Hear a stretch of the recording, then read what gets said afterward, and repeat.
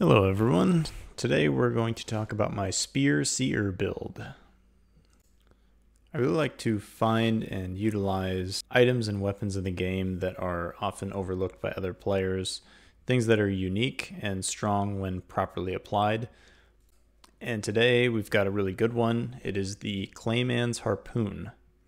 This weapon seems kind of innocuous at first, but actually it has a secret, and that is that it has intelligence scaling and deals magic damage natively, and you are also allowed to apply Ashes of War to it. There's only one other weapon in the game that is like this, but instead of intelligence it scales with faith, and that is the Erdsteel Dagger.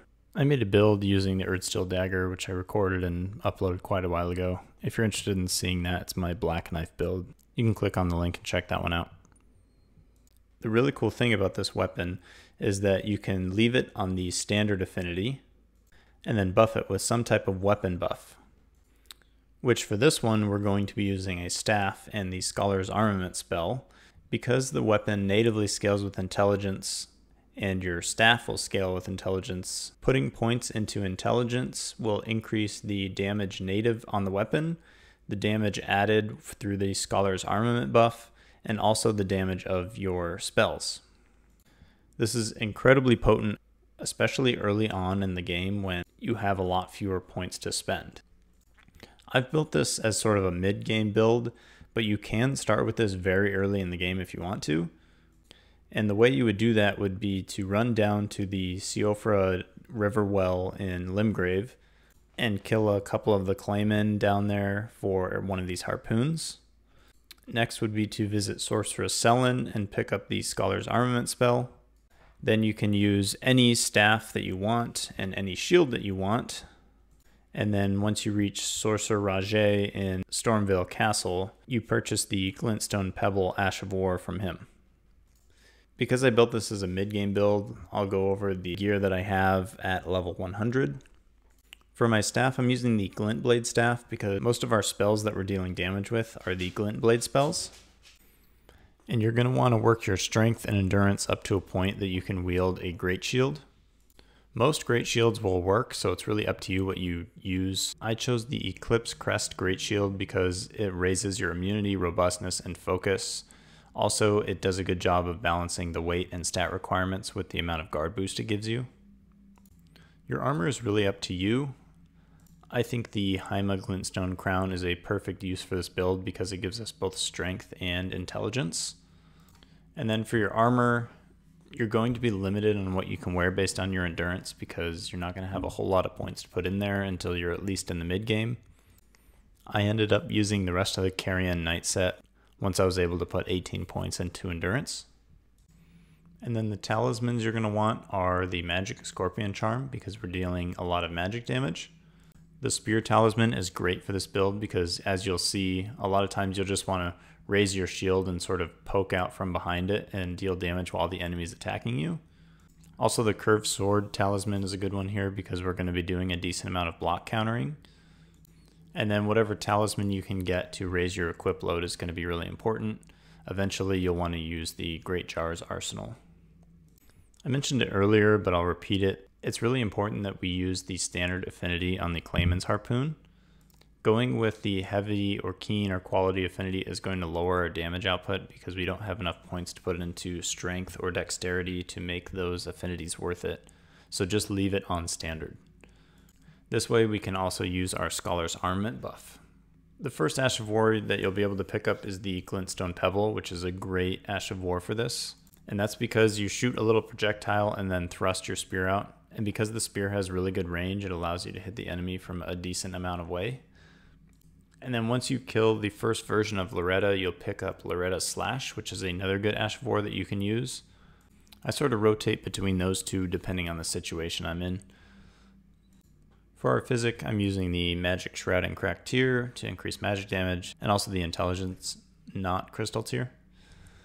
You only have 3 really important spells for this. That would be Scholar's Armament, the Magic Glint Blade, and Carrion Phalanx. There are also some other options that you can slot depending on your preference or playstyle. I ended up using Shard Spiral a few times for larger enemies. and then Glintstone Ice Crag if I wanted to set Frostbite on the enemy. But those last two really aren't that necessary. At level 100, my stats ended up being 40 Vigor, 15 Mind, 18 Endurance, 30 Strength, 12 Dexterity, 48 Intelligence, and you don't need any Faith or Arcane. Keep in mind we're also getting +2 to Strength and Intelligence from our helmet. The Vigor is there because 40 Vigor I think is a good baseline for anyone mid-game and up. Mind, we don't need a ton of Mind because we're not casting too many spells, and the spells we do cast aren't really FP hungry. The Endurance is just enough to medium roll with our equip load. Keep in mind I do have the Great Jar's Arsenal here, which is something that you're probably going to need. Your Strength, I need 32 Strength to wield this shield, so that's the minimum required. The Dexterity is just what you start with as an Astrologer. And then we want to get our Intelligence up for damage.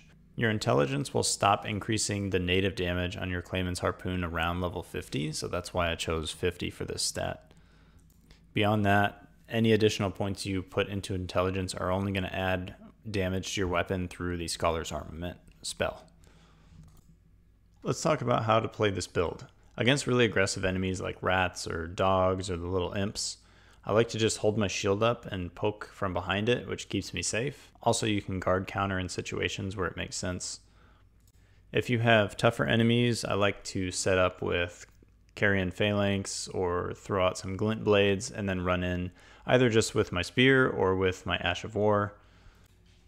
This build can do an incredible amount of burst if you combo these together, and if you get the timing together right, it's really satisfying to see them all hit at once and just melt bigger enemies.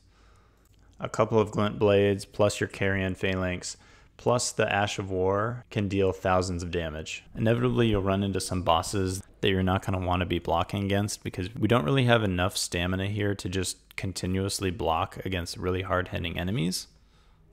And in those situations it's okay to just hang back out of range and cast more spells than you do attacking with your spear.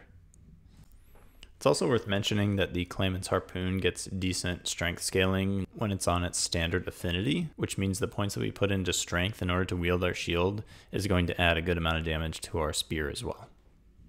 The combination of Scholar's Armament with your Ashes of War also is a great synergy, because on both of these Ashes of War you're hitting the enemy with your weapon, which means they're going to benefit from the Scholar's Armament damage. Here you can see in this example that with Scholar's Armament on, my Loretta's Slash does 50% more damage. This build is really fun, it's really versatile, it has really good survivability, it has a very high skill cap because of the combo potential, but one of the downsides I'll say is because we're going with a build that relies a lot on blocking and we don't have a lot of stamina, it does require you to manage your stamina pretty well in order to prevent getting guard broken. Alright, that's the latest build. I got a couple more builds that I'll be working on here in the next couple weeks, so keep an eye out for those. We'll see you next time.